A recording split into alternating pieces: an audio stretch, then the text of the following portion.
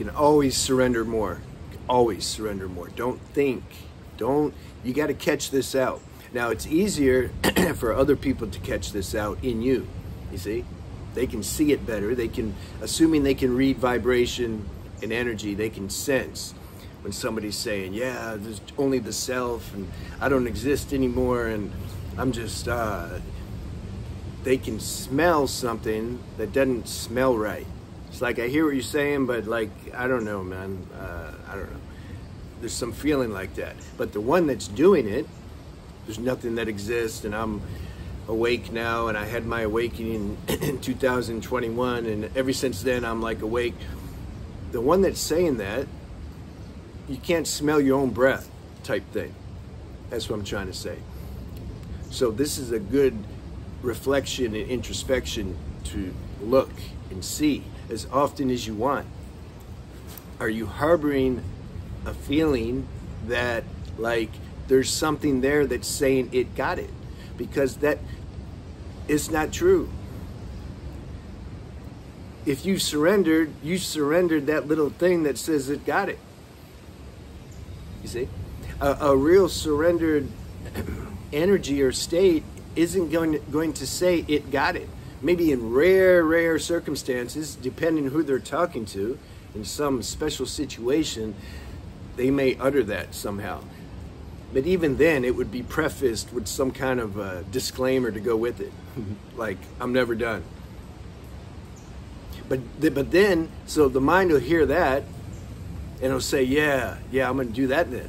I'm awake. But, you know, I can't really ever be totally awake, but I'm awake. You know what I mean? The mind, I made a video about that. The mind or the ego can imitate the pure self or learn the spiritual lingo. It's pretty easy, actually. If you have a natural intellectual aptitude and you can articulate things and you read stuff enough, the mind will assimilate it on a mental level and then be able to speak it. And you know what? On a mental level or verbal level, they may be able to speak it better than someone who's actually in a more awakened state. Because maybe the person that's in an awakened state's illiterate. Maybe they don't, or their mental body isn't so developed. Like Eckhart Tolle, for example, because people know him, his intellect's very developed. His mental body's very developed. Must have worked on that, you know. Those sanskaras carry over from previous lives, and you're just, some of us are just more mentally developed from the beginning. Some are more emotionally developed. Some are their body have really good body karma. So you know, we all have our thing. You know, pros and cons, and good qualities and assets and limitations, and this is the play of life.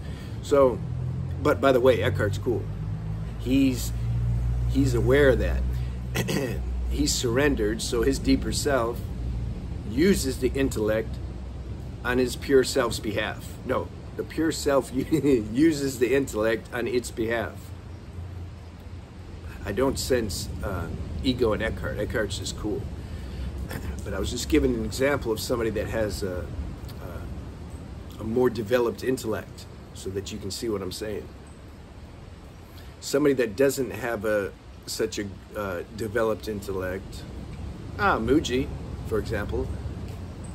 I'm not getting into debates of who's more awake and who's a fraud and all that, but Muji obviously has some deep level of realization. You can't fake that state. Does he still have a little karma that comes up here and there? Yeah, maybe, I don't know, but I don't want to focus on that. But he's not educated, and he tells you he's not educated. There's people, you know, Naza Sargata, okay, I should have used him. He's not well learned. He worked in a shop selling cigarettes, basically, and other things. So, but yet, when it came to, when this spirit wanted to speak, man, he was just spontaneous. It just flowed.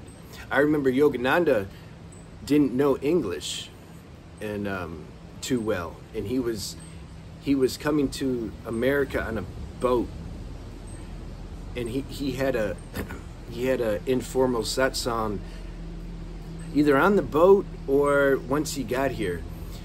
And he was saying words that he didn't even know what they meant. And then other people didn't know what they meant. And they even asked him, they're like, you said that word, I don't know. He says, no, it's for sure. Because they'd say, I don't know if that's a real word. It's an English word. He's like, no, it's a word. Check it. Divine Mother had me say it. It must be a word. We checked it, and it was a word. So we don't know. We don't know. If the consciousness wants to speak, it's going to speak whether or not you have a developed intellect or not. But what makes these speeches so potent is if there's nobody there saying it. But see, people can say, yeah, there's nobody here saying it. It's just being said. But you got to smell it. There's a smell, though. There's really, so that's why you have to do introspection yourself and see, like, am I in a surrendered state? It's like your higher surrendered self's checking, though. It's not the mind that's checking. If the mind's checking and seeing, like, am I in a surrendered state, the mind or ego is going to say, yeah, I'm like totally surrendered. I'm so surrendered that, like, what? What's the question? Am I surrendered? I don't even know what that means, because I'm so surrendered. All that I'm doing is dropping science, and I'm not even doing it because I'm so surrendered. Yeah. So check that. And even if you're not, I'm saying, like, this is a good spiritual exercise to do, even if you're not, like, so-called teaching or speaking or anything. Just in your daily life, just check. Or if you have discussions with your friends or people that ask you questions. If they're having a hard time and they ask you a question, just check and see what's responding. Is it coming from, or is there somebody there that's responding? Is there an idea there that, oh, I can help them. Oh, here's a good opportunity for me to shine. I can show what I know. Here, let me tell you how it's done. See, what you do is you realize nothing exists, where are your words and energy coming from? And you check that and just keep checking it. See, this is a strong spiritual exercise. You want to keep checking that. Is there somebody here that's speaking, or have I surrendered? Now, of course there's going to be something there that's speaking. This is the game of life. This is why the whole non-dual thing gets blown out of proportion. They just think nothing's there ever. Well, there's something there to say nothing's there, right? So the consciousness retains this virtual reality equipment and software so that it can speak on the consciousness's behalf. Consciousness doesn't have a form or a mouth or an intellect or emotions or anything. How's it going to speak? So it like buys this, doesn't buy it, makes the virtual, the VR equipment, and then puts it on. But for a while, it's like back in the day they had Nintendo, right? Now they've upgraded PlayStation 1 and 2 and 3 and 4 and I don't know. Oh, now they got the new Odyssey, something VR Odyssey, just keeps going. So see, consciousness keeps upgrading its software. So what does it mean, upgrading? It identifies less with the software. Now here's the thing, here's the nice thing.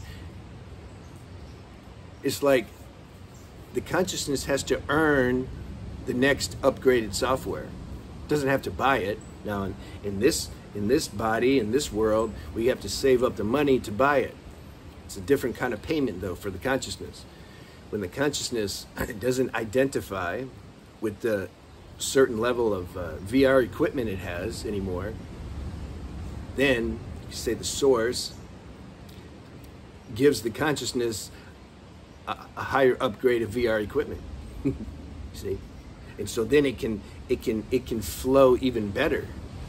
These are some of your favorite spiritual teachers and masters, and they're charismatic because they have high-tech VR equipment that they can only get when they fully like outgrow the previous equipment, VR equipment. This is an analogy. You get it? So it's like there's something there. There's something there. The consciousness is aware that there's something there that's speaking, but yet the consciousness isn't identified with it, and it's not holding any kind of subtle feeling that this is me sharing. This is me dropping science. Even if that was sensation was to maybe come up, like, damn, like something was saying some really good stuff. You could feel something gets maybe a little excited about that, because you might surprise yourself sometimes when you talk. I do.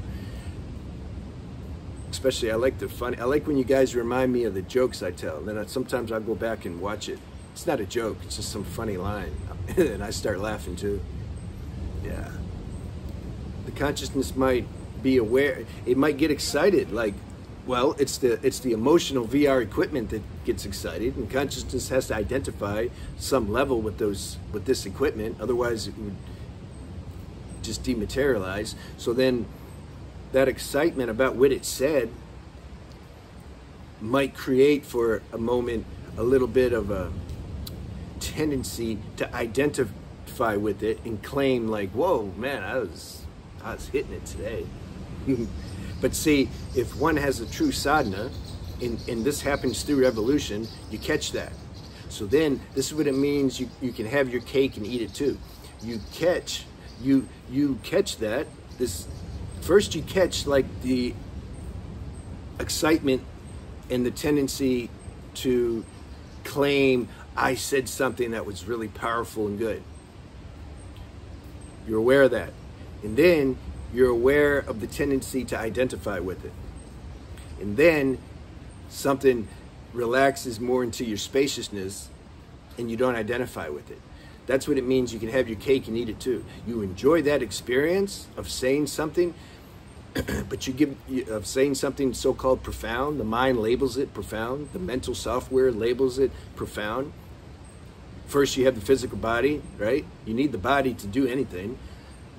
Then the emotion comes up. Oh, I said something profound. No, the feeling came up. I said something profound. Then the mental body takes that and then gives it a shape and says, I said something profound. So you're aware of these different levels of your self, human self, and the bodies. You're aware of that play, but yet you don't identify with it. But you enjoy it. That's fun, right? Well, I said something pretty profound, but you know you didn't really say it. But you enjoy the feeling of the sensation of the experience of something saying it. But you don't have the identity there. This stuff's hard to break down, you know, obviously. But I think I did a good job. Right. Oh, I did a good job. Oh, I feel good about that. Oh, is there a tendency to identify with it? No, not really.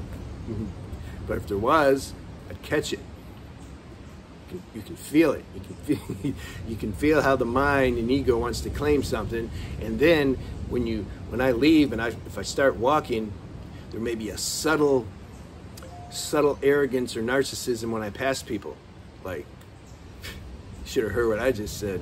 I don't say that, but there might be a feeling of that. So then you catch that.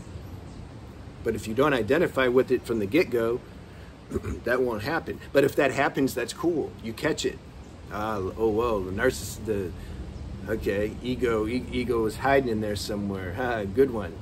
Thanks, ego. I like having you with me. Keep testing me. Bring it. That's all you got? That was easy. I figured that out really quick. You need to bring some some bigger guns, you know. So this is the game of life. This is when you can start having fun with life. The surrender principle this is the master principle. I think I made a video saying that. But that's an evolutionary thing, how to keep surrendering. Like you can't learn that on paper. You can't like read a book how to surrender like you're reading a book how to I don't know, can you learn anything from a book? If you're reading a book, maybe if you're reading a book how to plant a flower or something. Okay, you buy the seed and put it and water it, and okay. You can't learn that there's not a systemic process with surrender. It's consciousness, the localized consciousness that's learning. And that learning's taking place, you can say, in the pure consciousness. The pure consciousness is a space it created. It's the same consciousness, but it decided to dream a little bit. And in that dream, it's a separate consciousness. And the consciousness is like learning all these things, evolving, so that then it can merge back with its own self. This is the game. And you don't want that to stop. There's no like, there's no like final destination to that. Because like I said, you just blink out. There'd be no more nothing. So all these people saying like there's nothing, there's no consciousness, and it's like, where's the message? I don't understand what are you getting from that? Because people watch that stuff, you know. I'm glad when they reach my channel, they're already hip to the fact, they're already questioning it. I've had people tell me, like when I talk to them, like if we did a consult, they'd say like, yeah, man, I used to be like that. I'm like, really? Man, you sound like you're not like that now. They're like, no, I'm good now. I'm like, yeah. I'm like, how could you, how? I want to interview him. Like, how could you be like that? Or how could you think that all that stuff was like true? How are you feeding off that? How does that feel good? What are you getting from that?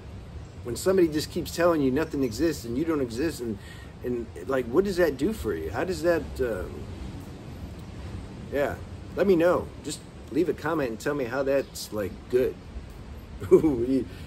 Yeah, and don't you know that you must exist to say that you don't exist?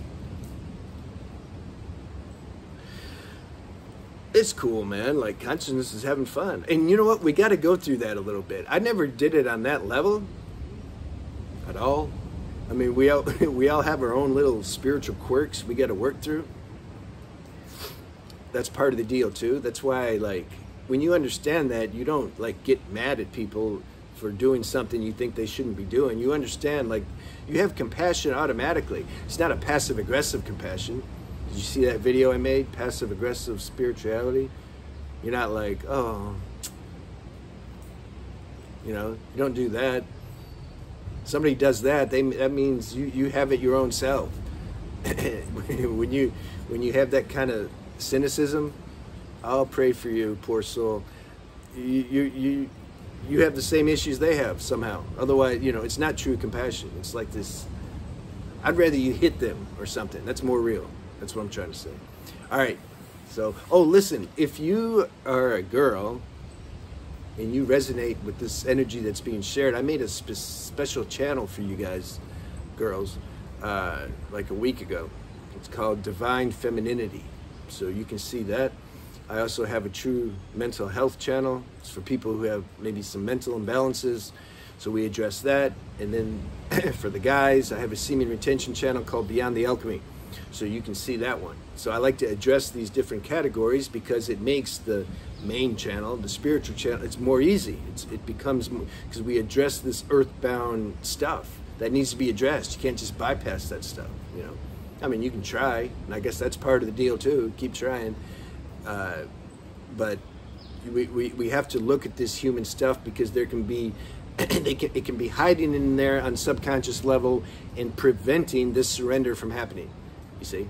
Because there's this identity with these issues that we're keeping in the subconscious and we don't know it and we just don't look at it, but yet then we don't come in, there's not a real harmony that starts to flood us. We don't have this holisticness, you know, because those things are hiding in there. So it's good to just address it, not make it a big deal, but just look at it. It's all about looking, you know, self-inquiry. That's why I like that. You look at stuff. When you look at something, when you put the light of your attention on it, comes up, the light burns it. Not so easy sometimes. It might come up again, but anyway, you got to start that process. You got to look at stuff that you might be carrying that you don't know, or maybe you do know, but you don't know how to let it go. And so anyway, that's why I made those channels. I'm starting to make longer videos. Can you see? We're at 1944. Let's go to 20 minutes just for points. So leave me any questions you have here. I like your questions, and I like the people too, you know, others, if you see somebody's question and you feel you have experience with that and you can help them, just, yeah, answer them. Like, this is your channel, this is not my channel. So do that. All right, have a good day.